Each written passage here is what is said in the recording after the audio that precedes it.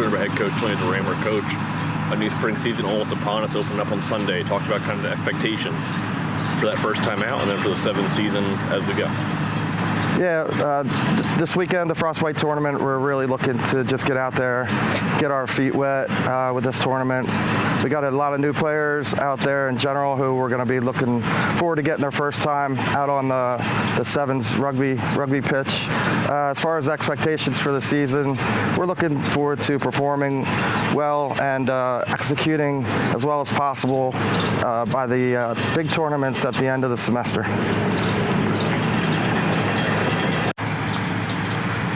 Yeah, we have a nice returning core from last spring and also this past fall.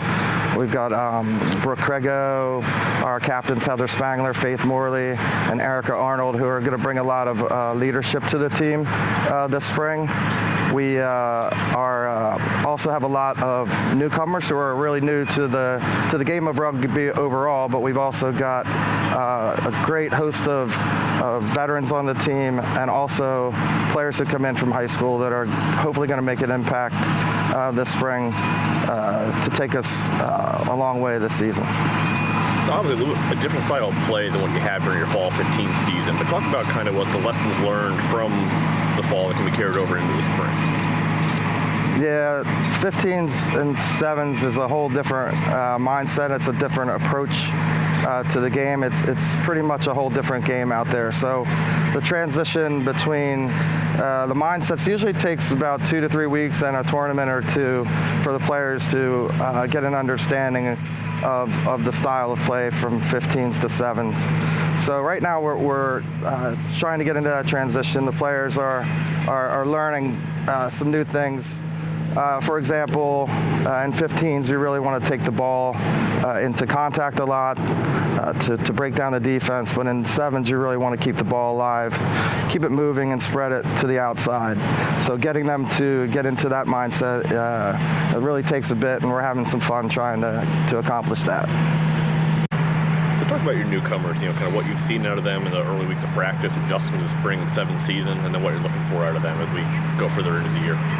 Yeah, we've got a couple really good high school players that come into the program this past year. We've got Taylor Baldwin out of North Bay in Maryland and Sophia Lasonio and for the Nightmares Rugby in Lancaster, who have played 7s in the past in high school.